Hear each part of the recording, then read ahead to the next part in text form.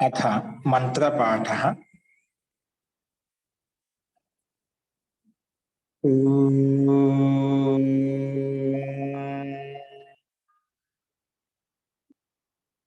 सहनाववतु सहनौ भुनक्तु सह वीर्यं करवावहै तेजस्विनावधीतमस्तु मा विद्विषावहै। ओम शांति शांति शांति। सर्वेभ्यो नमः। अंदरिकी नमस्कारम अंडी।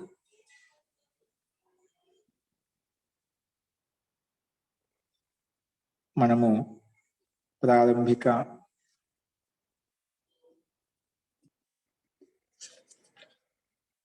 ప్రారంభికంలో అంటే కారక ప్రకరణ తర్వాత మనం ఇప్పుడు విభక్తి ప్రకరణ చెప్పుకుంటున్నాము.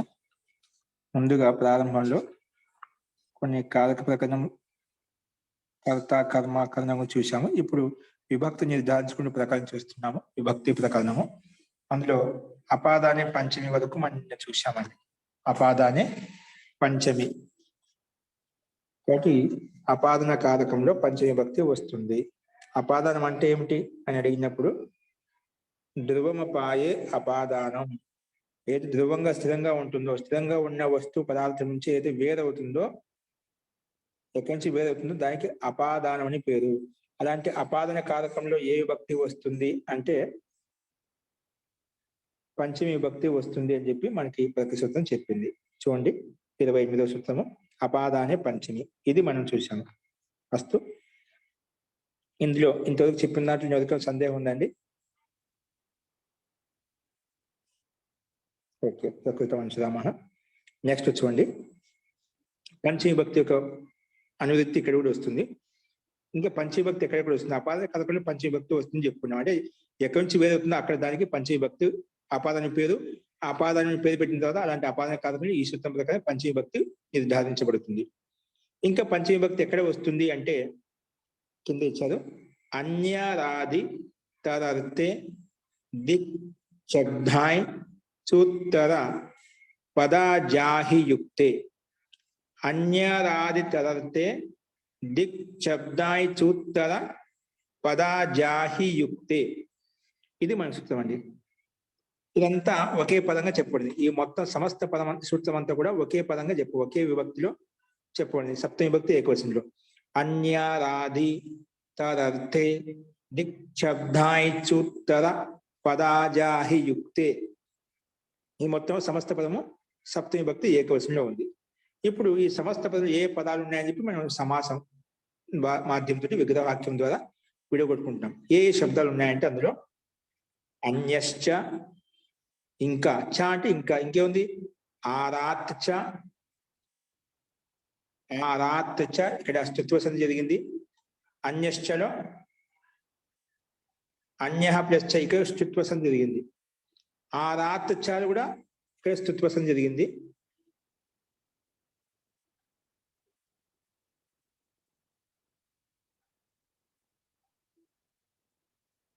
నెక్స్ట్ ఇతరశ్చ ఇది కూడా అలాగే. అన్యశ్చ ఆరాత్ చ, దాన్ని ఆరాచ్చ సంధి వల్ల ఆరాచ్చ అయిపోయింది. ఇతరశ్చ ఋతే చ దిక్ శబ్దం చ దిక్ శబ్దశ్చ అంచుత్తర పదశ్చ. దిక్ శబ్దాయ చూత్తర అంటే అచ్చు అండి, అంచు ధాతు, అంచుగత ధాతు. సో అంచు ఉత్తర పదశ్చ, అంచు ధాతు ఉత్తర పదంగా ఉంటే దిక్ శబ్దం ఉండాలి. ఇంకా అంచు ఉత్తర పదశ్చ, ఇంకా ఎక్కడైతే అంచు అనే ధాతు ఉత్తర పదంగా ఉందో అటువంటి ధాతువు తీసుకోవాలి. అంచు ఉత్తర పదం చ, ఉత్తర పదశ్చ. తర్వాత ఆత్ చ, ఆత్ చ ఈజ్ ఈక్వల్ టు ఆచ్ఛ అయిపోయింది. ఆచ్ఛ. ఆహితశ్చ, తర్వాత ఏంటి ఆహితశ్చ, సారీ ఆహిశ్చ. ఇది ఇన్ని పదాలు ఉన్నాయన్నమాట. అన్యశ్చ, ఆరాచ్ఛ, ఇతరశ్చ, ఋతే చ, దిక్ శబ్దశ్చ, అంచు ఉత్తర పదశ్చ, ఆచ్ఛ, ఆహితశ్చ, ఆహిశ్చ. ఇది మొత్తం కలిపితే ఏమైపోయినాయి అన్యరాది తదర్థే దిక్ శబ్దాయుత్తర పదజాహయ తైహి యుక్తం, వీటితో యుక్తమైన ఏదైతే ఉందో తైహి యుక్తం అన్యరాది జాహి యుక్తం, మొత్తం కలిపి సమస్త పదం కలిపి రాస్తాం అన్నమాట. అన్యరాది జాహి యుక్తం అని ఇక్కడ చెప్పబడింది అన్నమాట. ఓకేనా? ఇది ఈ సమస్త పదంలో ఏ పదాలు ఉన్నాయని విగ్రహాఖ్యంలో మనం చూసాం. సో ఈ పదాలతో యుక్తమైనటువంటి ఏవైతే ఉన్నాయో తైహి యుక్తం, ఈ శబ్దాలు యుక్తమైన శబ్దం అయితే ఉందో దాన్ని అన్యరాది జాహి యుక్తం డాష్ డాష్ అంటే మొత్తం మళ్ళీ సమస్త పదం రాస్తామంట. అందుకే మళ్ళీ రాకుండా డాష్ డాష్ పెట్టామంట. అన్యరాది తదర్థే దిక్ శబ్దాయుత్తర పదజాహి యుక్తం తస్మిన్ యుక్తే అలా అవుతుందన్నమాట. ఇదేంటి ముందు ద్వంద్వ సమాసం చేసుకున్నాం. అందుకే ద్వంద్వ గర్భ తృతీయ తత్పురుష సమాసం అన్నమాట. ముందు అన్యశ్చ ఆరాధ్య ఇతరశ్చ చెప్పి ద్వంద్వ సమాసం చేసుకున్నాము. తర్వాత తైహి యుక్తం, ఈ శబ్దాలు యుక్తమైన శబ్దం అయితే ఉందో ఇలాంటి అర్థంలో అని తృతీయ భక్తి బహుశలో విడగొట్టున్నాం కాబట్టి అందుకే ద్వంద్వ గర్భ తృతీయ తత్పురుష సమాసం అని చెప్పి ఇక్కడ మనం చెప్పుకున్నామండి. అస్తు. ఇప్పుడు అర్థం చూడండి, ఏమని చూసుకుంటాం. ఇక్కడ పదాలను మనం విగ్రహవాక్యం ఏ పదాలు విడగొట్టుకున్నాం అవి కూడా మనం ఓపెన్ చేసి ఒక్కొక్క శబ్దం గురించి అర్థం చెప్పుకుంటున్నాం. చూడండి, అన్య కామ ఆరాత్, ఇక్కడ అక్కడ సంధి చేసాము, సంధి చేయకుండా విడివిడిగా పదాలు పెట్టుకున్నాం అర్థం సూత్రార్థంలో. అందుకే అర్థ గమనించాలి. ఈ సూత్రం ఏమంటుందో అది గమనించాలి. అన్య కామ ఆరాత్ కామ ఇతర కామ ఋతే కామ దిక్ శబ్ద కామ. స్లైడ్ మార్చండి. కంచు ఉత్తర పద ఆచ ఆచ్ ఆహి ఇతి ఏతైహి యోగే, ఈ శబ్దాల యోగంలో ఈ శబ్దాలు ఎక్కడొచ్చినా కూడా పంచమి విభక్తి భవతి. ఈ శబ్దాల యోగం ఇతి ఏతైహి యోగే పంచమి విభక్తి భవతి. ఈ శబ్దాల యోగంలో అంటే అన్య శబ్దంతో ఏ శబ్దం అయితే యుక్తమై ఉందో, ఆరాత్ శబ్దంతో ఏ శబ్దం అయితే యుక్తమై ఉందో, అలాగే ఇతర శబ్దంతో ఏ శబ్దం అయితే యుక్తమై ఉందో, ఋతే శబ్దంతో ఏదైతే యుక్తమై ఉందో, దిక్ శబ్ద అంచు ఉత్తర పద ఆచ్ ఆహి ఈ శబ్దాలతో ఏవైతే అనుబంధంగా యుక్తమై ఉన్నాయో, యుక్తమైనప్పుడు ఆ శబ్దాల్లో పంచమీ భక్తి ఇది ఏతైది యోగే పంచమీ భక్తి భవతి. అది ఏవైతే యుక్తంగా ఉన్నాయో అందులో పంచమీ భక్తి వస్తుంది.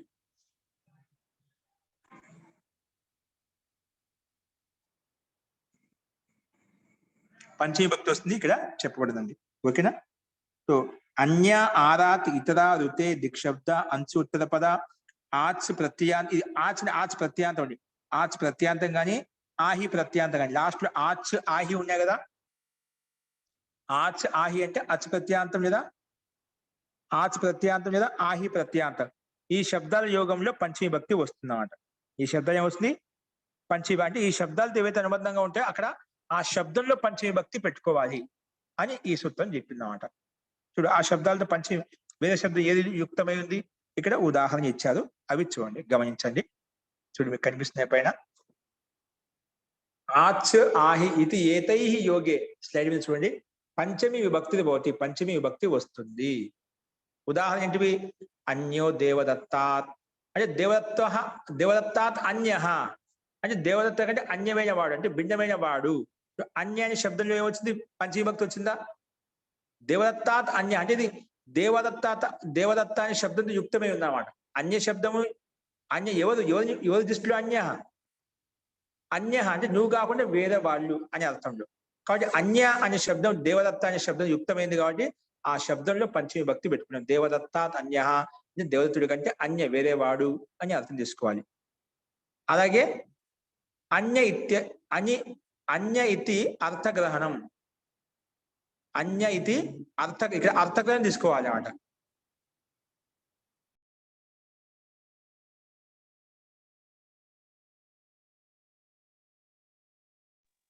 అన్య అంటే ఇక్కడ అర్థగ్రహణం తీసుకోవాలి. అన్య శబ్ద స్వరూపం కాకుండా అన్య అంటే వేరేది అనే అర్థం తీసుకోవాలని ఇక్కడ చెప్పడం. తేన పర్యాయ ప్రయోగేపి భవతి. కాబట్టి అర్థం తీసుకున్నప్పుడు దానికి పర్యాయ శబ్దాలు ఏవైతే ఉన్నాయో, అన్య అంటే వేరేది అని అర్థం చెప్పడం పర్యాయ శబ్దాలు ఏవైతే ఉన్నాయో అందులో కూడా ఇది వర్తిస్తున్నాడు. కేవలం అన్య శబ్దమే కాకుండా అన్య వేరేది అనే అర్థాన్ని ఇచ్చేటువంటి శబ్దాలు ఇంకా వేరే శబ్దాలు ఏవైతే ఉన్నాయో ఆ శబ్దాల యోగంలో కూడా పంచమీ భక్తి వస్తుంది.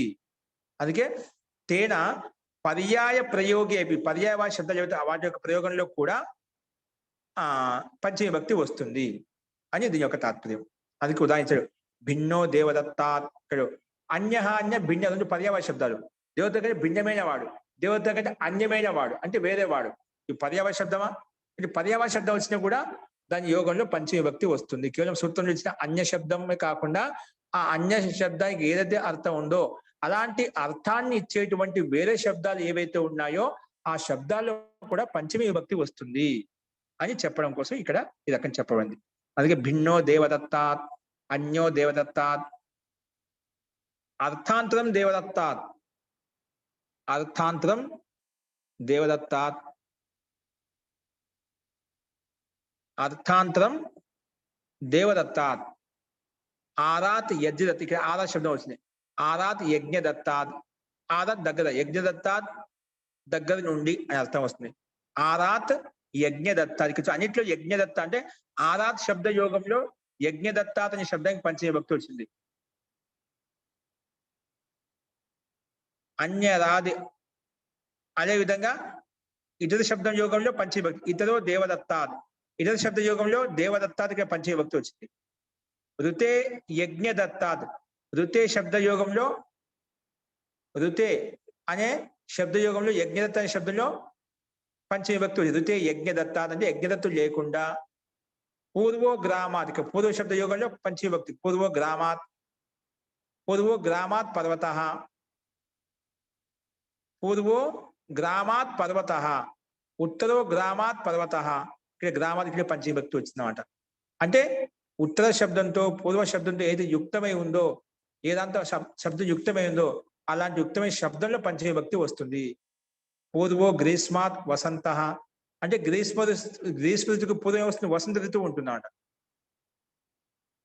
పూర్వో గ్రీష్మాత్ ఋతువుకి పూర్వం ఏమంటే వసంత ఋతువు.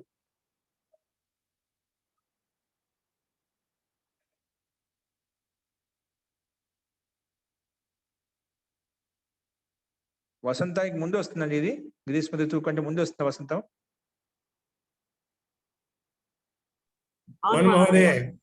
అంతే.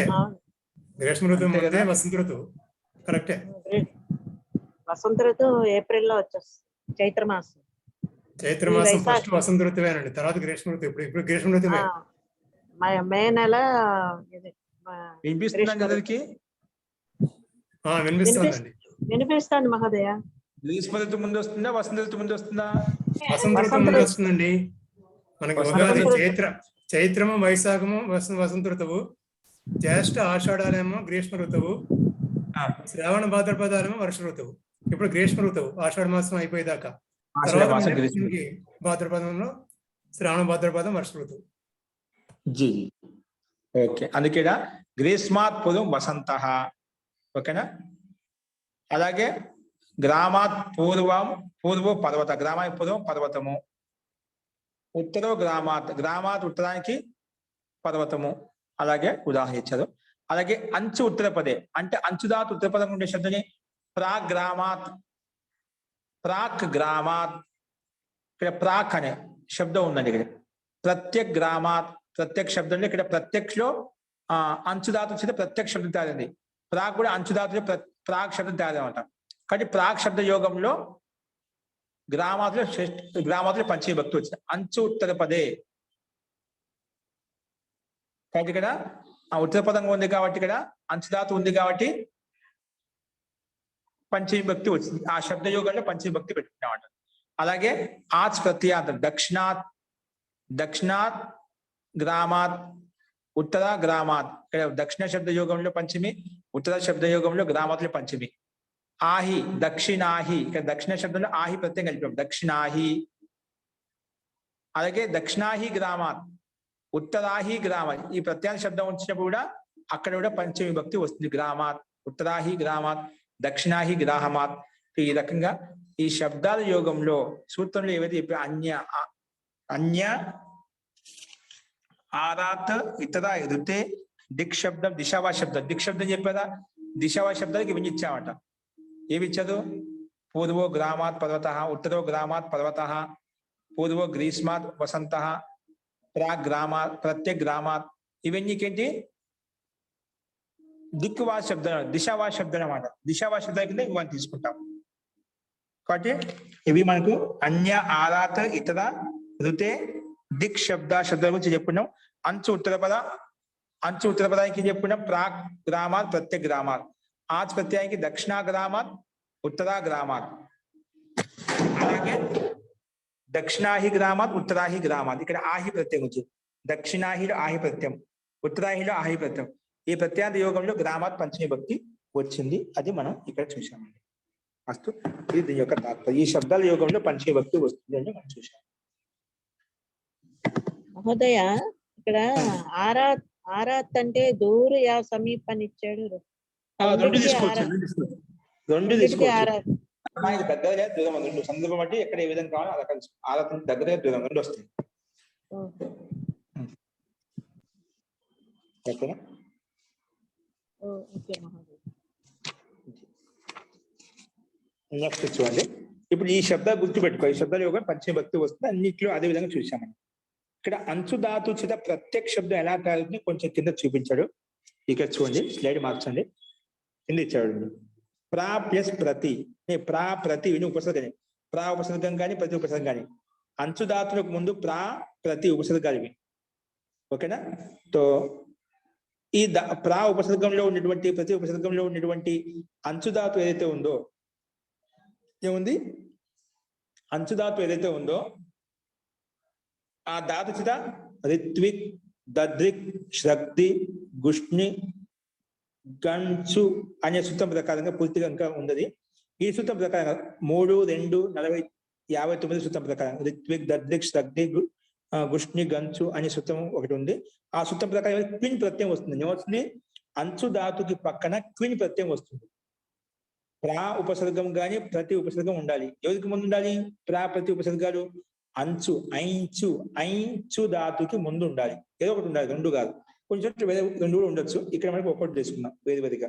సో అటువంటి ధాతువు చేత ఏమొస్తుంది? రిత్విక్, దద్రిక్, శ్రక్తి, గుష్ణు, గంచు అనే సూత్రం ప్రకారంగా క్విన్ ప్రత్యయం వచ్చింది. దాని పక్క అంచు ధాతు పక్కన క్విన్ ప్రత్యయం వచ్చింది. క్విన్ ప్రత్యయం రాగానే దానికి అనుబంధ లోపం చేసుకుంటాం. అనుబంధ లోపం చేసుకుంటే ఏమవుతుంది?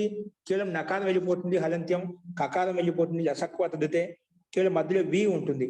అది కూడా ఉపదేశ జననాశకి ప్రకారం అది కూడా వెళ్ళిపోతుంది. ఓకేనా? అప్పుడు వా హలంత మాత్రం మిగులుతుంది. ఏమిగులుతుంది? వా హలంత మాత్రం మిగులుతుంది. ఓకేనా? ఇప్పుడు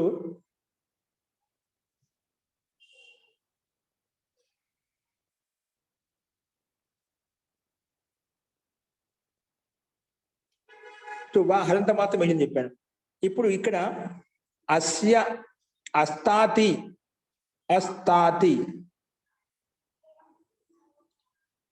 క్రియ ప్రత్యయం వచ్చిన తర్వాత దిక్ శబ్దేభ్య అనే సూత్రం ప్రకారంగా 5, 3, 27 సూత్రం ప్రకారం దిక్ శబ్దేభ్య అనే సూత్రం ప్రకారంగా అస్తాతి, అలాగే అంచేర్ లుక్, ఈ సూత్రం ప్రకారంగా దానికి లుక్ అయిపోతుంది. లుక్ హోకర్ ప్రాక్ మరియు ప్రత్యేక ఈ 2 శబ్దాలు అవుతాయి.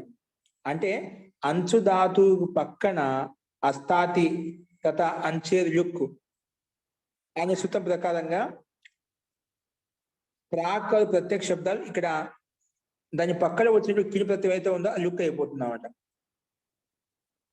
అంచుధాతుకి పక్కన ఏదో క్విని ప్రత్యయం తీసుకొచ్చామో దానికి లుక్ అయిపోతుంది. ఆ రకంగా ప్రాక్ శబ్దం లేనా ప్రత్యేక శబ్దం లేనా ప్రా ప్రతి చెప్పారా? ప్రా అంటే ప్రాక్, ప్రతి అంటే ప్రత్యేక. ఇక్కడ ప్రతిలో ఈ ఉన్నది ఎనసంది చేస్తాం, ప్రత్యేక అయిపోతుంది. ఈ రకంగా ప్రతి అంచు, అంచులో ఉండే మధ్యలో యకారం వెళ్ళిపోతుంది. అంచులో చకారానికి ఏమో అంతిమ చకారానికి అదే వర్గం యొక్క కవర్గం వస్తుందన్నమాట. సారీ, చకవర్గ స్థానంలో కవర్గం వస్తుందన్నమాట.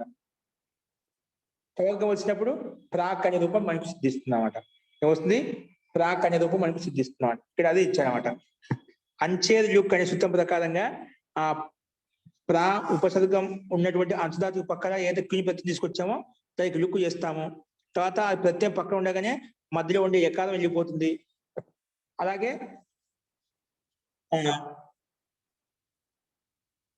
అంచు కూడా అనుబంధంలో వేస్తే అంచు మిగులుతుంది అన్నమాట. అంటే ఉకారం ఉంటుంది, దానికి కూడా ఉపదేశ అజన్యాస్కి ప్రకారంగా ఊ వెళ్ళిపోతుంది, మధ్యలో ఉండే యకారం వెళ్ళిపోతుంది. అప్పుడు ఓన్లీ ఆచ్ మిగులుతుంది. ఆ చకారంకే చజోహుకు కుహోశ్చు ప్రకారంగా చోహకుహు అండి. చోహుకు చివరికి కవర్గ ఆదేశం పోతుంది. చోహుకు ప్రకారంగా ఏమవుతుంది, కవర్గ ఆదేశం వస్తుంది అన్నమాట.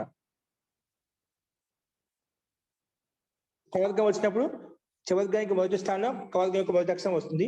అప్పుడు ప్రాక్ అయిపోతుంది అన్నమాట. అంచుదాత కదా, దానికి మధ్యలో ఉపదాకి దీర్ఘం వస్తుందండి. ఎలా వస్తుందంటే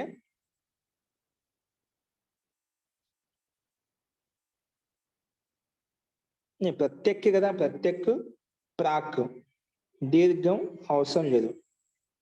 ప్రత్యక్ ప్రాక్, ప్రత్యక్ ప్లస్ అంచులో ఉండే రెండు మధ్య దీర్ఘం అవుతుందండి, ఆకాశం దీర్ఘం. దాని వరకు చకారానికి చోకు కకారం వచ్చేస్తుంది. అందుకే ప్రత్యక్ ప్రాక్, ప్రాలో ఉండే ఆకారము అంచులో ఉండే ఆకారం రెండు మధ్య సంధి ఆకాశం దీర్ఘ చేసుకుంటాము. అప్పుడు ప్రాక్ అయిపోయింది. మామూలుగా ప్రతి ఉన్నప్పుడు ప్రత్యక్ అయిపోయింది అన్నమాట. ఎనసంధి చేసి ప్రత్యక్ అయిపోయింది అన్నమాట. అది 2 రూపాయలు మనకు సిద్ధిస్తాయండి. దక్షిణ అనే శబ్దంలో దక్షిణ దాచ్ అనే సూత్రం ప్రకారంగా, ఉత్తరా శబ్దంలో ఉత్తరాచ అనే సూత్రం ప్రకారంగా ఇక్కడ ఆచ్ ప్రత్యయం వస్తుంది. ఉత్తరాచ, ఉత్తరాచ అంటే ఉత్తరా శబ్దం చేత ఆచ్ ప్రత్యయం వస్తుంది. దక్షిణాదాచ్, దక్షిణ శబ్దం చేత ఆచ్ ప్రత్యయం వస్తుంది. ఆచ్ ప్రత్యయం వచ్చినప్పుడు దక్షిణ శబ్దం తయారైంది. దక్షిణ అనే శబ్దం పక్కన, శబ్దానికి పక్కన ఆచ్ ప్రత్యయం తీసుకుంటే దక్షిణాచ్ అయిపోయింది. ఉత్తర అనే శబ్దానికి పక్కన ఆచ్ తీసుకుంటే ఉత్తరాచ, ఉత్తరాచ అనే సూత్రం ప్రకారం ఆచ్ తీసుకుంటే ఉత్తర అనే రూపం సిద్ధించిందండి. ఓకేనా? ఈ రకంగా ఈ 2 సూత్రాల ప్రకారంగా దక్షిణ శబ్దం, ఉత్తర శబ్దం తయారయ్యాయి. అలాగే ఆహిచ దూరే, ఆహిచ దూరే అనే సూత్రం ప్రకారంగా దక్షిణాహి ఆదిలో ఆహి ప్రత్యయం అయిందన్నమాట. ఆహిత దూరంలో దక్షిణ శబ్దంలో ఆహి ప్రత్యయం చూసామట. ఆహి ఏ విధంగా ఆచ్ ప్రత్యయం చూసామో అలాగే ఆహిచ దూరే అనే సూత్రం ప్రకారంగా అదే దక్షిణ శబ్దానికి ఆహి తెచ్చుకున్నప్పుడు దక్షిణాహి అయిపోయింది. అదే ఉత్తర శబ్దానికి ఆహి ప్రత్యయం తీసుకున్న ఉత్తరాహి అయిపోయింది. అంతకనే ముందు దక్షిణాదాచ్ ఉత్తరాచ ప్రకారంగా అదే దక్షిణ శబ్దానికి ఆచ్ తీసుకుని దక్షిణాచ్ అయిపోయింది. ఉత్తర శబ్దానికి ఆచ్ తీసుకుంటే ఉత్తరాచ్ అనే రూపము మనకు 2 రూపాయలు సిద్ధించాయండి. సో అదేవిధంగా పైన ఉదాహరణలు కూడా ఇవ్వబడ్డాయి, అవి మనమే చూసామన్నమాట. సో కేవలము ఉత్తర శబ్దం దక్షిణ శబ్దం ఎలా తయారై అవి చూపించబడ్డాయి, అది మనం చూసామండి. కాబట్టి ఈ శబ్దాల యోగంలో పంచమి విభక్తి వస్తుంది అని ఈ సూత్రం మనకు స్పష్టంగా చెప్పిందండి. ఓకేనా? అన్య ఆరాత్ ఈ శబ్ద రితే దిక్ శబ్ద అంచు ఉత్తర పద ఆచ్ ప్రత్యాంతము ఆయ ప్రత్యాయ శబ్దాలతోటి ఏవైతే ఉన్నాయో అవి వాటి యోగంలో పంచమి భక్తి వస్తుందని చెప్పి మనం చూసామండి. అస్తు. సో ఈ రకం చూసిన తర్వాత నెక్స్ట్ చూడండి. షష్ఠీ తసర్త ప్రత్యయేన, షష్ఠీ తసర్త ప్రత్యయేన, షష్ఠ్య తసర్త ప్రత్యయేన, ఇది మనకు 30 సూత్రము. పద విభాగం చూద్దాం. షష్ఠీ ప్రథమ విభక్తి ఏకవచనము. అతసర్త ప్రత్యేన, అతసర్త ప్రత్యయేన, ఇది తృతీయ విభక్తి ఏకవచనం అన్నమాట. షష్ఠీ ప్రథమ విభక్తి ఏకవచనము. అతసర్త ప్రత్యయేన, ఇది తృతీయ విభక్తి ఏకవచనం. సూత్రం ఈ రకంగా పద విభాగం 2 పదాలుగా విడగొట్టుకున్నామట. షష్ఠీ ఇది ప్రథమ విభక్తి ఏకవచనం. అతసర్త ఇక్కడ ఆ ఉందన్నమాట. అంటే షష్ఠిలో ఉండే ఈకారం పక్కన అతసర్తలో ఉండే అకారం, ఈ రెండింటి మనం ఎనసంధి చేస్తే షష్ఠ్య తసర్త అయిపోయింది. షష్ఠ్య తసర్త ప్రత్యేన అనే పదంగా మారిపోయింది, సమస్త పదంగా మారిపోయింది. అస్తు. ఇలా పద విభాగం చేసిన తర్వాత సమాసం ఏంటంటే అతసర్త ప్రత్యయాన్ని విడదీసి చెప్తున్నాడు విగ్రహవాక్యం ద్వారా. అతసో అర్థ అతసర్త, అతస్ యొక్క అర్థం ఏదైతే ఉంటుందని అతసర్త అంటాం. అతని ఒక ప్రత్యయం ఉండొచ్చు, ఒక ఆగమం ఉండొచ్చు, ఏదైనా కానీ అతస్ యొక్క అర్థం అయితే ఉందో అని అతసర్త అంటాము. అతసో అర్థ అతసర్త, అతస్ యొక్క అర్థమైతే ఉందని అతసర్త అని ఇక్కడ చెప్పబడింది. ఇదేంటి? అతసహ షష్ఠీ భక్తి ఏకవచనం విడగొట్టున్నాం కాబట్టి అతసహ అని చెప్పుకున్నాం, అందుకే షష్ఠీ తరపున సమాసం. అలాంటి అతసర్తే ప్రత్యయ, అతసర్థంలో వచ్చిన ప్రత్యయం అయితే ఉందో దాన్ని అతసర్త ప్రత్యయం అంటాం. అతస్ యొక్క అర్థంలో అయితే ప్రత్యయం వచ్చిందో దాన్ని అతసర్త ప్రత్యయము అంటే అతసర్థం అతస అనే అర్థం చెప్పడం కోసం వచ్చినటువంటి ప్రత్యయము అని అర్థం చేసుకోవాలి. అతసర్త ప్రత్యయ తేన అతస ఆ తసర్త ప్రత్యయేన అలాగే మనం సమస్త పదంతో కలుపుకున్నామట. అసత అర్థ అసత్ యొక్క అర్థం అయితే ఉందని అతసర్థం అంటాము. ఇది షష్ఠి తత్పురుష సమాసం చెప్పుకున్నాము. అలాగే అతస అర్థో అతసర్తే ప్రత్యయ అతసర్తే ఏదైతే ప్రత్యయం ఉందో దాన్ని అతసర్త ప్రత్యయం అని చెప్పుకున్నాము. తేన అతసర్త ప్రత్యేన ఇది సప్తమి తత్పురుష సమాసంలో మనం మొత్తం చెప్తాం. ఎందుకంటే అతసర్తే ప్రత్యయ అతస్ యొక్క అర్థం ఏదో ప్రత్యయం ఉందో అలాంటి అర్థంలో ఇక్కడ మనము విగ్రహవాక్యం తీసుకున్నామంటే అందుకే సప్తమి తత్పురుష సమాసం అని చెప్పి మనం చెప్పుకున్నామండి. ఇప్పుడు సూత్రార్థం చూస్తే మనకు స్పష్టం వస్తుంది, స్పష్టంగా అర్థమవుతుంది.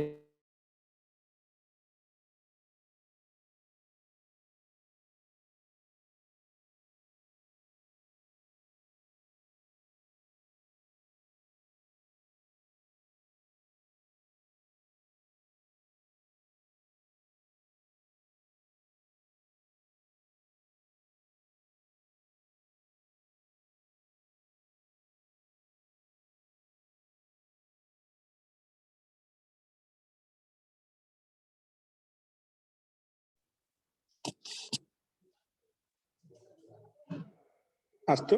తో ఇప్పుడు సూత్రార్థం గమనించండి. అతసర్త ప్రత్యేన యుక్తే షష్ఠీ విభక్తి భవతి. అతసర్త ప్రత్యయేన యుక్తే అతస్ అర్థం యొక్క ప్రత్యయం అయితే ఉందో అంటే ప్రత్యయంతో యుక్తమైనటువంటి శబ్దంతో షష్ఠీ విభక్తి వస్తుంది. అంటే అతసర్త ప్రత్యయోగంలో షష్ఠీ విభక్తి వస్తుంది అని చెప్పి ఈ సూత్రం మనకు చెప్పిందండి. ఓకేనా? అతసర్త ప్రత్యయ యోగంలో షష్ఠీ విభక్తి వస్తుంది. అతసర్త అంటే ఏంటో మనం చూద్దాం, కింద మనకు ఉదాహరణ చూసినా మీకు స్పష్టం అవుతుంది. కానీ సూత్రాలు ఏం చెప్పినాం అతసర్త ప్రత్యయంతో యుక్తమైన శబ్దం అయితే ఉందో ఆ శబ్దంలో షష్ఠీ విభక్తి వస్తుంది. అది మనం గమనించాలి. పైన చెప్పుకున్నాము అన్య ఆరా శబ్దాల యోగంలో ఏ విధంగా పంచమి విభక్తి వస్తుందో ఇక్కడ అతసర్త ప్రత్యయోగంలో షష్ఠీ విభక్తి వస్తుంది. ఇది దీని యొక్క తాత్పర్యం. అక్కడ అన్య ఆరా శబ్దాల యోగంలో షష్ఠీ విభక్తి, ఇక్కడ అతసర్త యోగంలో షష్ఠీ విభక్తి మనం అర్థం చేసుకోవాలి. అస్తు.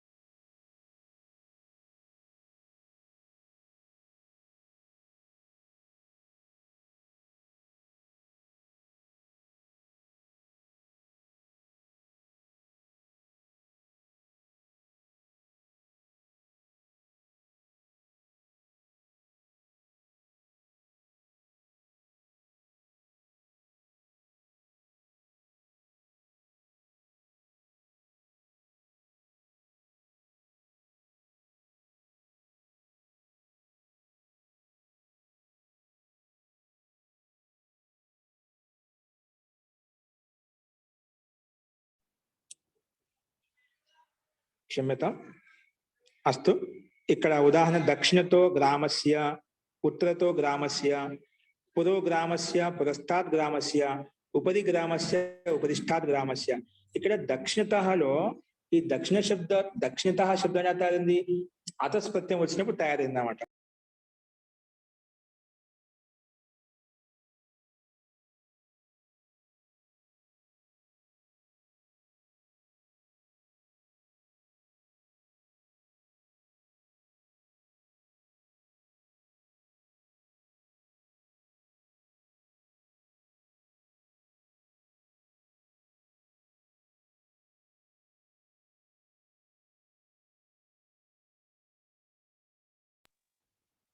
ఇక్కడ దక్షిణత అనేది అతుస్పత్యం వచ్చినప్పుడు దక్షిణత శబ్దం తయారైంది.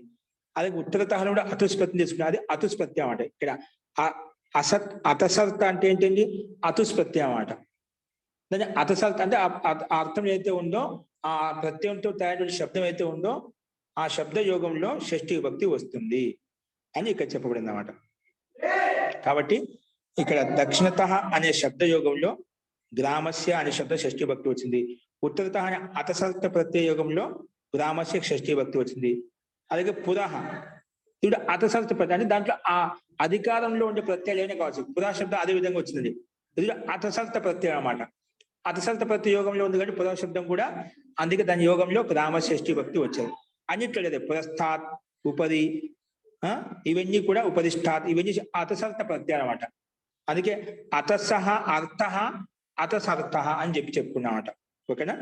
అది దీని యోగంలో ఉన్నప్పుడు అటు శబ్దంతో యుక్తమైనప్పుడు అక్కడ దీని శబ్దం ఏవైతే శబ్దాలు వస్తాయో ఖచ్చితంగా పంచమభక్తి షష్ఠీ భక్తిలో ఉంటాయని చెప్పి ఇది నిర్ధారించింది. అది మనం అర్థం చేసుకోవాలి. చూడండి ఇక్కడ అతసుచ్చుకే అర్థమే విహిత్. ఏంటి అతసుచ్చు? ఏ ప్రత్యయం అండి? ఒక అతసు ఏంటి? దక్షిణోత్తరాభ్యాం అతసుచ్చు ఒక సూత్రం ఉంది 5వ అధ్యాయంలో. దక్షిణ ఉత్తరాభ్యాం అతసుచ్ ప్రత్యయం వస్తుంది. దక్షిణ శబ్దం చేత ఉత్తరా శబ్దం చేత దక్షిణోత్తరాభ్యాం అతసుతు 5వ అధ్యాయంలో 3వ పాదము 28వ సూత్రంలో ఈ సూత్రం ఏముంటుంది? దక్షిణోత్తరాభ్యాం దక్షిణ ఉత్తరాభ్యాం 2 శబ్దాల చేత అతసుచ్ ప్రత్యయం వస్తుంది. అది ఇక్కడ తీసుకోవాలి. అలాగే ఇంకేమున్నాయి? పురః శబ్దంలో పూర్వాధరావర పూర్వాధరావర అనే సూత్రం ఒకటి ఉంది. పూర్తి ఇది 5వ అధ్యాయంలో 3వ పాదం ఉంది. ఆ సూత్రం ప్రకారంగా పూర్వ శబ్దానికి పుర ఆదేశం అవుతుంది. ఇక్కడ పూర్వ శబ్దానికి పుర ఆదేశం అయినప్పుడు పురః అవుతుంది అన్నమాట. ఇది అసి ప్రత్యాంతం అంట. ఏ ప్రత్యాంతము? అసి ప్రత్యాంతం. కాబట్టి ఇక్కడ ఇది అతసర్త ప్రత్యయం అన్నమాట. కాబట్టి అతసర్త ప్రత్యయం కాబట్టి కూడా షష్ఠీ భక్తి దాని యోగంలో షష్ఠీ భక్తి పెట్టుకున్నాం. అలాగే పురస్థాత్ ఏ ప్రత్యయం వచ్చింది? దిక్ శబ్దేభ్య అనే 5వ అధ్యాయం 3వ పాదంలో ఉండే 27వ సూత్రం ప్రకారమే ఇక్కడ పురస్థాత్ లో అస్తాతి ప్రత్యయం వచ్చింది. అస్తాతి అనే ఒక ప్రత్యయం అండి. అస్తాతి అనే శబ్దం కాదు, అస్తాతి ప్రత్యయం. పురస్థాత్ దిక్ శబ్దేభ్య అనే సూత్రం ప్రకారంగా పురస్థాత్ అనే శబ్దం చేత అస్తాతి ప్రత్యయం వస్తుంది. అస్తాతి ప్రత్యయం వచ్చినప్పుడు పురస్థాత్ అనే శబ్దం తయారవుతుంది అన్నమాట. అలాగే ఉపదిష్టాత్ ఉపదిష్టాత్ అనే సూత్రం ప్రకారం ఊర్ధ్వకు ఉపభావం. ఊర్ధ్వ శబ్దానికి ఏమొస్తుంది? ఊర్ధ్వ శబ్దం ఉంది. ఊర్ధ్వ అనే శబ్దానికి ఉప అనే ప్రయోగం వస్తుందంట. ఊర్ధ్వభావం వస్తుంది. ఇప్పుడు ఏ విధంగా పూర్వ శబ్దస్థానంలో పుర ఏ విధంగా ఆదేశం వచ్చిందో అలాగే ఊర్ధ్వ అనే శబ్దస్థానంలో ఏమొస్తుంది? ఉప అనే వస్తుందన్నమాట. అందుకే ఉపది గ్రామస్య ఉపదిష్టాత్ అని చెప్పుకున్నాం ఇక్కడ. ఊర్ధ్వకు ఉపభావం తథా రిష్టాతిల్ ప్రత్యయ్. ఇక్కడ ఉపదిలో రిష్టాతిల్ ప్రత్యయం అన్నమాట. రిష్టాతిల్ ఒక ప్రత్యయం, రిష్టాతిల్ ఒక ప్రత్యయం అట. రిల్ అంటే రీ అంతిమం లేదు. ఉపదిలో రిల్ ప్రత్యయం వచ్చింది. ఉపదిష్టాత్లో రిష్టాతిల్ ప్రత్యయం అట. ఉపదిష్టాత్లో రిష్టాత్ ప్రత్యయం అట. ఓకేనా? ఈ రకంగా ఈ 2 ప్రత్యయాలు వచ్చాయన్నమాట. రిల్ రిష్టాతిల్ ఈ 2 ప్రత్యయాలు ద్వారా ఉపదిష్టాత్ అనే శబ్దాలు తయారయ్యాయి. ఉపదిలో రిల్ ప్రత్యయం ఉంది, ఉపదిష్టాత్లో రిష్టాతిల్ ప్రత్యయం వచ్చాయి. ఇవన్నీ కూడా అతసర్త ప్రత్యయం అన్నమాట. దాని యొక్క అనువృత్తి అక్కడ వస్తుంది కాబట్టి అన్నింటిలో అతసర్త ప్రత్యయాల యోగంలో ఏవైతే ఉన్నాయో అక్కడ షష్ఠీ విభక్తి పెట్టుకోవాలి అని మనకు ఈ సూత్రం చెప్పిందన్నమాట. ఓకేనా? అదే విధంగా ఇక్కడ ఉదాహరణ ఇచ్చారు. ఈ సబ్కే యోగమే షష్ఠీ హో గయి. కాబట్టి ఇక్కడ దక్షిణత ఉత్తరత పురః పురస్థాత్ ఉపదిష్టాత్ ఈ శబ్దాలు ఎక్కడ గమనించినా అక్కడ షష్ఠీ భక్తి వస్తుంది. అందుకే మనం ప్రాథమిక రచనావధకము చెప్పుకుంటే స్థూలంగా గుర్తుపెట్టుకున్నప్పుడు ఉపదిష్టాత్ పురః పురస్థాత్ ఈ శబ్దాలు ఎక్కడ వచ్చినా వాటి యోగంలో షష్ఠీ భక్తి వస్తుందని చెప్పి మీకు నియమాలు రాయించుకుంటాం. అది ఈ సూత్రం ప్రకారంగా మనం రాయించామన్నమాట. ఓకే? ఇది దీని యొక్క తాత్పర్యం. పైన అన్య ఆరత్ ఈ శబ్దాల యోగంలో పంచమి వస్తుంది. ఒకేలా అతసర్త ప్రత్యయాలు అంటే ఈ ప్రత్యయాలు తయారైన శబ్దాలు ఏవైతే ఉన్నాయో ఆ శబ్దాల యోగంలో కూడా షష్ఠీ భక్తి వస్తుంది అని చెప్పి ఈ సూత్రం నిర్ధారించింది మనకు. ఓకే? అస్తు. నెక్స్ట్ చూడండి మహోదయ, ఇవి అవ్యయాలు కదండి. ఉపరి పురః ఇవన్నీ పురస్థాత్ అయినా అవి తర్వాత అవ్యయంగా మారుతాయండి. ఇప్పుడు ఇప్పుడు ఉపది శబ్దం వచ్చింది, ఉపదిలో దిల్ ప్రత్యయంతో ఉపది శబ్దం దిల్ ప్రత్యయం అడ దిష్టాది ప్రత్యయం వచ్చిన తర్వాత ఆ విశిష్ట కారణంగా అవ్యయంగా మారిపోతాయి. ఇప్పుడు మకాన శబ్దాలు త్వా తోసం కసున ప్రకారంగా త్వా ప్రత్యాన్ని తోసం అవ్యయంగా ఏ విధంగా మారిపోతుంది, అలాగా కొన్ని విశిష్టమైన సూత్రాల ద్వారా అవ్యయంగా మారుతాయండి. ఇవి అవ్యయంగా మారుతాయి. అందుకే అప్పుడు అదే విధంగా ఉపయోగించుకుంటామండి. అందుకే ఇక్కడ ఉపది ఉపదిష్టాలో ఈ ఇష్టాది ప్రత్యయం వచ్చి మనకు స్పష్టంగా చెప్పబడుతుంది. ఇక్కడ ఉపదిష్టాత్ అనే సూత్రం ప్రకారంగా అక్కడ అవి నిపాతం చేయబడ్డాయండి. అక్కడ ఆ నిపాతలకి మనం రెండో అర్థం చెప్పుకున్నాం కదా, నిపాతలకు అవ్యయం ఉపసర్గానికి ఏ విధంగా అవ్యయం పెట్టుకుంటామో అలా నిపాతలు కూడా అవే సంజయ్ వచ్చేస్తుంది, గతి సంజయ్ వస్తుంది, అవే సంజయ్ కూడా వస్తున్నాం. సరే, ధన్యవాదాలు మహోదయ. ఈ రకంగా మనము షష్ఠి భక్తి వస్తుంది. సో సింపుల్ గా మనకు అన్య ఆధార శబ్దాల యోగం పంచమి, అతసల్త ప్రత్యయ యోగంలో షష్ఠి భక్తి వస్తుంది అని మనం గుర్తుపెట్టుకోవాలి. ప్రత్యయాన్ని బట్టి శబ్దాన్ని బట్టి మనం కొంచెం ఐడెంటిఫై చేయొచ్చు. అస్తు. నెక్స్ట్ చూడండి, ఏనప ద్వితీయా, ఏనప ద్వితీయా, ఏనప ద్వితీయా, ఇది మనకు చూద్దాం. ఏనప తృతీయ విభక్తి ఏకవచనము, ద్వితీయా ప్రథమ విభక్తి ఏకవచనము. ఇంకా డైరెక్ట్ గా మనకు పదాలు స్పష్టంగా ఉన్నాయి, దీంట్లో రెండు పదాలు కలిసిమెలిసి లేవు, మనం విగ్రహ వాక్యం సమాసం చూడటం కోసం, కాబట్టి డైరెక్ట్ గా అర్థం చెప్పుకుంటున్నాం. ఏంటి అర్థం ఏంటి? ఏనప తృతీయ విభక్తి ఏకవచనము, ద్వితీయా ఇది ప్రథమ విభక్తి ఏకవచనము. ఓకేనా? అస్తు. అర్థ ఏన ప్రత్యయాంతేన యోగే, ఏన ప్రత్యయ ఏకవచనం దాని యోగం ద్వితీయ విభక్తి వస్తుందంట. అతసల్త ప్రత్యయోగంలో షష్ఠి అని చెప్పుకున్నాము, అన్య ఆదాత్ ఇతర అనే శబ్దాల యోగంలో పంచమి అని చెప్పుకున్నాము. ఇక్కడ ఏమంటుంది? ఏన ప్రత్యాంతం ఎక్కడైతే ఉందో ఆ ఏన ప్రత్యాంత శబ్దంతో కూడా అక్కడ పంచమి భక్తి ద్వితీయ విభక్తి వస్తుంది. ఏనప ద్వితీయ సూత్రం చెప్తుంది. ఏనప అంటే ఏన ప్రత్యాంతంతో ద్వితీయ విభక్తి వస్తుంది, ఏన ప్రత్యాంత యోగంలో ద్వితీయ విభక్తి వస్తుంది. అదే సూత్రాలు చెప్తుంది. ఏన ప్రత్యాంతేన యోగే, ఆ యోగంలో ద్వితీయ విభక్తి వస్తుంది అని. ద్వితీయ భక్తి పంచమ భక్తి ఎప్పుడు ఎక్కడ వస్తాయి, ఏ అర్థాలు వస్తాయి, ఈ సూత్రం గుర్తుపెట్టుకోవాలి. దీన్ని బట్టి మనకు వాక్యార్థ ప్రయోగం అని మనం తెలుస్తున్నాం. ఇలాంటి అర్థాలు మన సూత్రం గుర్తున్నాకోండి కారక, అందుకే కారక ప్రకరణంలో ఉండేటువంటి విభక్తి ప్రకరణం సూత్రం మొత్తం నేర్చుకోండి, చాలా ఉపయోగపడతాయి మా వాక్య సంరక్షణ కోసం. ఓకేనా? ప్రయత్నం చేయండి. ఏ రోజు ప్రతిరోజు 2, 3 అనేక 5 సూత్రాలు 10 సూత్రాలు చెప్పుకుంటున్నాం, అంతకని ఎక్కువ చెప్పడం లేదు. కాబట్టి ఎప్పుడెప్పుడు 4 రోజులు వల్లి వేస్తున్నా మీకు గుర్తుండిపోతాయి. ఏనప ద్వితీయ సూత్రాలు గుర్తున్నాయంటే సూత్రాన్ని బట్టి మీకు అర్థం గుర్తుకొచ్చేసి దాని గురించి విశేషం బట్టి పడాల్సిన అవసరం లేదు. మనం సూత్రాలను బట్టి పడాల్సిన అవసరం లేదు. ఏనప ద్వితీయ, దీంట్లో ఏముందండి? ఏన ప్రత్యాంత యోగం ద్వితీయ విభక్తి వస్తుంది, ప్రకరణం నడుస్తుంది. మనకు సూత్రం చూడగానే మనకు ద్వితీయ విభక్తి అని తెలిసిపోతుంది. ఓకే, అస్తు. ఏన ప్రత్యాంతేన యోగే ద్వితీయ విభక్తి భవతి, పూర్వైన షష్ఠి ప్రాప్త ద్వితీయ విధీయతే.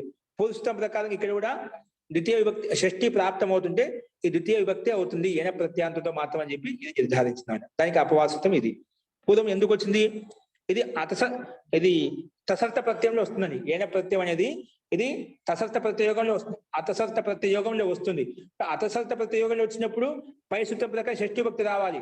కానీ ఒక ఏన ప్రత్యాంత శబ్దంతో మాత్రము, అదే అతసర్త ప్రత్యయం అయినప్పటికీ కూడా ఒక ఏన ప్రత్యాంత మాత్రము, ఏన ప్రత్యంత శబ్దంతో మాత్రము అక్కడ ద్వితీయ విభక్తి వస్తుంది, షష్ఠి విభక్తి రాదు. అందుకే పూర్వైన షష్ఠి ప్రాప్త, పూర్వ సూత్రం షష్ఠి ప్రాప్తం అవుతుంటే దాన్ని ఖండించి ద్వితీయ విధీయతే, ద్వితీయాన్ని విధానం చేయబడింది.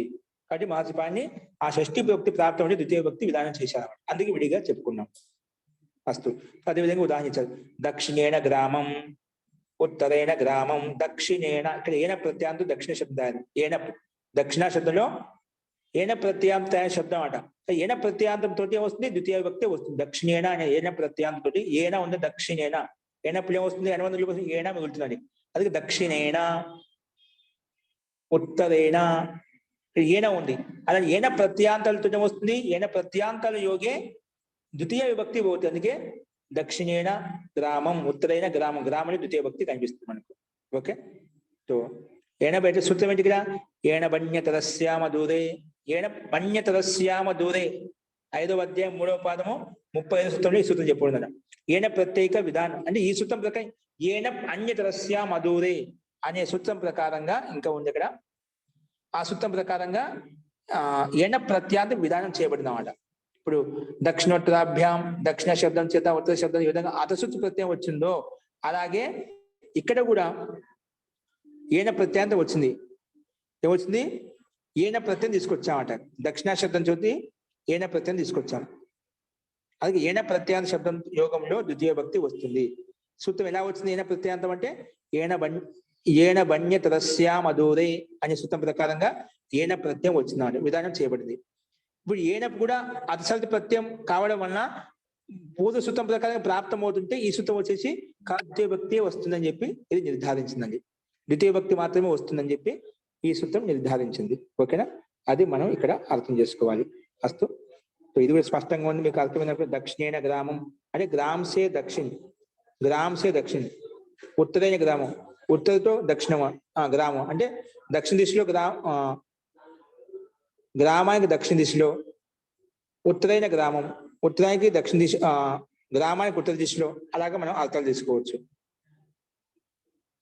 ఏ గ్రామం నుండి దక్షిణ వైపు, ఏ గ్రామం నుండి ఉత్తరం వైపు, అలాగా దిశావాచి నిర్దేశం కోసం ఏదైనా తీసుకోవచ్చు. ఇక్కడ మనకు సందర్భాన్ని బట్టి మనం అర్థం తీసుకుంటాం. కానీ ముఖ్యంగా ఈ ఎన ప్రత్యాంత శబ్దాలతో ద్వితీయ భక్తి వస్తుంది, అది మనం గమనించాలి. షష్ఠి ప్రాప్తం అవుతుంటే ద్వితీయ విభక్తి విధానం చేసింది. ఓకే, అది గమనించండి. అస్తు. ఎందుకు ప్రాప్తమైంది? అతసల్త ప్రత్యయోగంలో షష్ఠీ భక్తే వస్తుంది సూత్రం చెప్పినమాట. ఇది కూడా అతసల్త ప్రత్యేకంగా ఇది కూడా దాని ప్రకారంగా ఇది కూడా ప్రాప్తం అవుతుంటే అది అవుతుందని చెప్పి దాన్ని నిషేధించడం కోసమే విశేషంగా మహర్షి పాణిని ఇక్కడ సూత్రాన్ని రచించదన్నమాట. అది మనం ఇక్కడ చూసుకోవాలి. అస్తు. నెక్స్ట్ వచ్చేసి ఇంకెక్కడ వస్తుంది అంటే ద్వితీయ భక్తి అది చెప్తున్నారు. పృథక్ వినా నానాభిస్, పృథక్ వినా నానాభిస్ తృతీయా అన్యతరస్యాం, తృతీయాన్యతరస్యాం. ఓకేనా? పృథక్ వినా నానాభిస్ తృతీయాన్యతరస్యాం, పృథక్ వినా నానాభిస్ తృతీయాన్యతరస్యాం అనే సూత్రం ప్రకారంగా కూడా మనకు ద్వితీయ భక్తి వస్తుంది అంటున్నారు. దీన్ని పద విభాగం చేసుకున్నాం. ఇవన్నీ మనకు ముఖ్యమైన సూత్రాలండి. మనము రచనావాద చెప్పుకుంటే విని చెప్పుకున్నాం. పృథక్ వినా ఇలాంటి పదాలు ఇచ్చినప్పుడు అక్కడ ద్వితీయ భక్తి వస్తుంది అని చెప్పి. కానీ ఇక్కడ వికల్పం చేస్తుంది, అందుకే రెండు భక్తులు వస్తాయి. అదేంటో చూద్దాం. ముందు పద విభాగం చేసుకున్నాము. పృథక్ వినా నానాభి, ఇదంతా ఒకే పదానికి తీసుకున్నాం. పృథక్ వినా నానాభి తృతీయ విభక్తి బహువచనము. పృథక్ వినా నానాభి ఇది తృతీయ భక్తి బహువచనము. తృతీయ ఇది ప్రథమ విభక్తి ఏకవచనము. తృతీయ అనేది ప్రథమ విభక్తి ఏకవచనము. అన్యతరస్యాం, అన్యతరస్యాం ఇది సప్తమి విభక్తి ఏకవచనం. అన్యతరస్యాం అనేది సప్తమి విభక్తి ఏకవచనం అండి.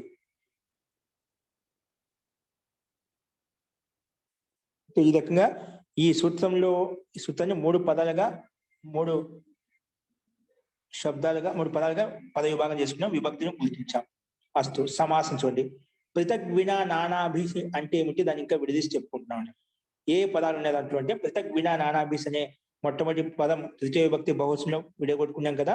దాంట్లో ఏ పదాలు ఉన్నాయంటే పృథక్ చ, వినాచ, నానాచ. అంటే పృథక్ శబ్దము, ఇంకా వినా శబ్దము, ఇంకా నానా శబ్దము. ఈ మూటి కలిపితే పృథక్ వినా నానాహ అయిపోయినాం. పృథక్ వినా నానాహ తైహి, ఈ శబ్దాలతో యుక్తమైంది. తైహి పృథక్ వినా నానాభి అని చెప్పి మనం మళ్ళా పద విభాగం తృతీయ భక్తి బహువచనానికి మార్చుతాం. తైహి పృథక్ వినా నానాభి అని చెప్పి మార్చుకున్నాం. ఇదే సమాసము ఇతరేతర యోగ ద్వంద్వ సమాసం. అంటే ప్రతిదీ పృథక్ శబ్దము, దానికి ఇతరమైన వినా శబ్దము, దానికంటే ఇతరమైనది నానా శబ్దం, ఈ మూడు శబ్దాలకు ప్రాధాన్యత ఉంది. అందుకే ద్వంద్వ సమాసం చేసుకుంటాం. ఇక అన్ని శబ్దాలకు ప్రాధాన్యత ఉంటుందో అక్కడ ద్వంద్వ సమాసం చేసుకుంటాము. అస్తు. అక్కడ ఏ శబ్దాలను చూసాం. తృతీయ పదము అన్యతర పదం సింగిల్ గా ఉన్నాయి. దాంట్లో ఏ సమాసము ఏ విగ్రహవాక్యం అవసరం లేదు మనకు. అనువృత్తి చూడండి. పంచమ విభక్తికి అనువృత్తి వస్తుంది. ఇక్కడ పంచమ విభక్తి రాలేదు, ద్వితీయ విభక్తి రాలేదు. ఒక పక్షం ద్వితీయ కూడా అవుతుంది, ఇక్కడ మాత్రం పంచమ విభక్తి వస్తుంది పైనుంచి. ఇక్కడ విశిష్ట సందర్భంలో ఏనవ ప్రత్యాంతంతో మాత్రం ద్వితీయ భక్తి వస్తుంది అని చెప్పుకున్నాము. ఇక్కడ మళ్ళీ ఈ సూత్రం ఏం చెప్పిందో చూడండి. అనువృత్తి పంచమ విభక్తికి మాత్రం అనువృత్తి వస్తుంది. ఇక్కడ పృథక్ వినా నానా ఇది ఏతైర్ యోగే తృతీయ విభక్తి పోతుంది. ఈ శబ్దాల యోగంలో పృథక్ దేనికి వేరు అంటున్నాం? పృథక్ అని వేరుగా, వినా అంటే లేకుండా, నానా అంటే రకరకాలుగా. ఇలాంటి శబ్దాల యోగంలో ఏదైతే లేకుండా అంటున్నామో, దేనికైతే వేరుగా అంటున్నామో, దేనికైతే నానా రకాలుగా ఉంటున్నాం. అలాంటి శబ్దాల యోగంలో ఏమొస్తుంది? తృతీయ విభక్తి భవతి, తృతీయ విభక్తి వస్తుంది. తృతీయ విభక్తి భవతి, తృతీయ విభక్తి వస్తుంది అని చెప్పి ఈ సూత్రం మనకు చెప్పినది. ఓకేనా? కాబట్టి పృథక్ వినా నానా ఇది ఏతై యోగే, ఈ శబ్దాల యోగంలో తృతీయ విభక్తి భవతి, తృతీయ విభక్తి వస్తుంది. అన్యతరస్యాం, కానీ వికల్పంగా వస్తుంది. అన్యతరస్యాం తృతీయ విభక్తి భవతి, అన్యతరస్యాం గ్రహణ్య పంచమీచ, ఇంకా పంచమి విభక్తి వస్తుంది. చకారాత్ ద్వితీయాచ, ద్వితీయ విభక్తి కూడా వస్తుంది. ఇక్కడ 3 రకాలు వచ్చింది, 3 విభక్తులు వస్తుంది ఇక్కడ. పృథక్ వినా నానా ఇది ఏతై యోగే తృతీయ విభక్తి భవతి, తృతీయ విభక్తి వస్తుంది ఈ శబ్దయోగంలో. ఎందుకు సూత్రంలో తృతీయ శబ్దం కూడా ఇచ్చామట. తర్వాత అన్యతరస్యాం గ్రహణం చేత ఒక పక్షంలో రాదు, రానప్పుడు ఏమొస్తుంది? యథాప్రాప్తమైనటువంటి పంచమీచ, పంచమి విభక్తి వస్తుంది అన్నమాట. ఓకేనా? తర్వాత చకారం కూడా ఉంది కాబట్టి చకారం చేత ద్వితీయ విభక్తి కూడా వస్తుంది. ఏమొస్తుంది? ద్వితీయ విభక్తి కూడా వస్తుంది అన్నమాట. ఓకే, ఇక్కడ మనకు ముఖ్యంగా పంచమి తృతీయ రెండే చూపించారు ఇక్కడ. అస్తు, రెండే చూద్దాం మనం. పృథక్ గ్రామేణ, పృథక్ గ్రామాత్ అంటే గ్రామానికి వేరుగా, గ్రామం లేదా పృథక్ గ్రామాత్ అలా చెప్పుకోవచ్చు. గ్రామానికి వేరు, గ్రామేణ పృథక్ అని చెప్పొచ్చు, లేదా గ్రామాత్ పృథక్ ఎట్లాగే చెప్పుకోవచ్చు. ద్వితీయ విభక్తి అని చెప్పుకోవచ్చు, పంచమ విభక్తి అని చెప్పొచ్చు. గ్రామం పృథక్, గ్రామానికి వేరుగా, అలాగే ద్వితీయ విభక్తి రావాలి. అది ఏమైనా ముందు వస్తుంది చూద్దాం. ఇప్పుడు ప్రస్తుతానికి రెండే విభక్తుల్లో ఇప్పుడు చెప్పుకున్నాము. తృతీయ అన్యతరస్యాం గ్రహణేన పంచమి కూడా వచ్చింది, అవి రెండు చూపిస్తున్నారు. పృథక్ శబ్దం ఎక్కడ వచ్చింది? దాని యోగంలో గ్రామేణ తృతీయ విభక్తి, పృథక్ గ్రామాత్ ఇక్కడ పంచమ విభక్తి, పృథక్ గ్రామాత్. అలాగే వినా శబ్దంలో అంటే గ్రామానికి వేరుగా అని అర్థం. వినాఘృతేన, వినాఘృతాత్, ఘృతేన తృతీయ విభక్తి, ఘృతాత్ పంచమ విభక్తి అంటే ఘృతము లేకుండా. వినాఘృతేన, వినాఘృతాత్ అర్థం ఒకటే కానీ విభక్తి భిన్నంగా, అంటే 2 రకాలు కనిపిస్తుంది, అర్థం చేసుకోవాలి. అంటే ఘృతం అంటే నెయ్యి లేకుండా. వినాఘృతాత్ అని చెప్పొచ్చు కదా. ఘృతేన వినా భోజనం నా రోచతే, ఘృతాత్ వినా భోజనం సంపన్నం నా భవతి, అలా మన రాసుకోవచ్చు. ఘృతం లేకుండా అన్నం సంపన్నం కాదు, పాయసం సంపన్నం కాదు, లేదంటే ఏదైనా వ్యర్థం సంపన్నం కాదు, మన ఇష్టం ఏదైనా చెప్పుకోవచ్చు. ఇప్పుడు నానా శబ్ద యోగంలో నానా దేవదత్తేన, నానా దేవదత్త అంటే భిన్న భిన్న దేవతలు అనే భిన్న భిన్న రకమైనటువంటి దేవత అంటే అనేక మంది రకాల అనేక మంది దేవదత్తులు ఉన్నారు అని అంటుంటే ఒకసారి ఇలాంటి మనుషులు చాలా మంది ఉన్నారు, చాలా మంది అనేక మంది ఉన్నారు అంట కదా, అలా నానాత్వం చెప్పడంలో. సో నానా దేవదత్తేన, నానా దేవదత్తా తృతీయ విభక్తి పంచమ విభక్తి. నానా శబ్దం, శబ్దం తీసుకోవాలి ఇక్కడ. పృథక్ శబ్దము, దాని పర్యావరణ శబ్దం తీసుకోవడం లేదు. వినా శబ్దము, నానా శబ్దము, ఈ శబ్దాలు ఎక్కడ కనిపించినా మీరు భగవద్గీత తీసుకోండి, రామాయణం తీసుకోండి,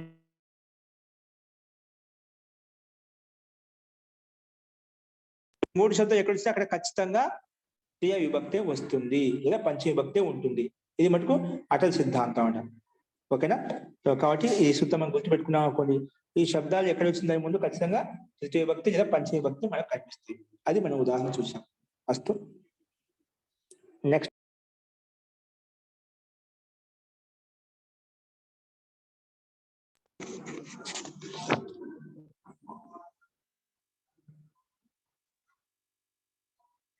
కథనేచ అంశితం ఉంది, అది రేపు చూద్దామండి. అస్తు, ఇంతకు చెప్పిన దాంట్లో ఎవరికైనా సందేహం ఉందా? ఇప్పుడు పృథక్ శబ్దం, వినా శబ్దం, నానా శబ్దాల యోగంలో తృతీయ అన్యతరస్యం చెప్పం కాబట్టి అన్యతరస్యం వికల్పం, అన్యతరస్యం అంటే వికల్పం కాబట్టి ఒక పక్షంలో పంచమి వచ్చింది. అలాగే ఏనప ద్వితీయ, ఏన ప్రత్యాంతుడు ద్వితీయ భక్తి వస్తుంది. షష్ఠి అన్యతరస్యం అంటే అతసర్త ప్రతియోగంలో షష్ఠి భక్తి వస్తుంది. అన్య ఆరా ఇతర ఇలాంటి శబ్దయోగంలో పంచమి భక్తి వస్తుంది. ఈ శబ్దాన్ని గుర్తుపెట్టుకున్నాం మనకు విభక్తిని నిర్ధారించడం, తెలుసుకోవడం సులభం అవుతుంది. ఓకే, ఈ రకంగా మనం ఇంతవరకు సూత్రాలు చూసామండి. అస్తు, ఇప్పుడు ఏదైనా సందేహం చెప్పండి, లేదంటే ప్రకృతం అనుసరించి మంత్రపాఠం చెప్పుకుందామండి.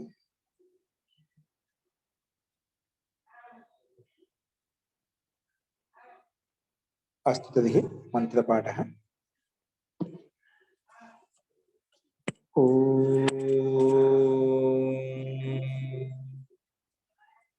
सर्वे भवन्तु सुखिनः, सर्वे सन्तु निरामयाः, सर्वे भद्राणि पश्यन्तु, मा कश्चित् दुःखभाग् भवेत्। ओम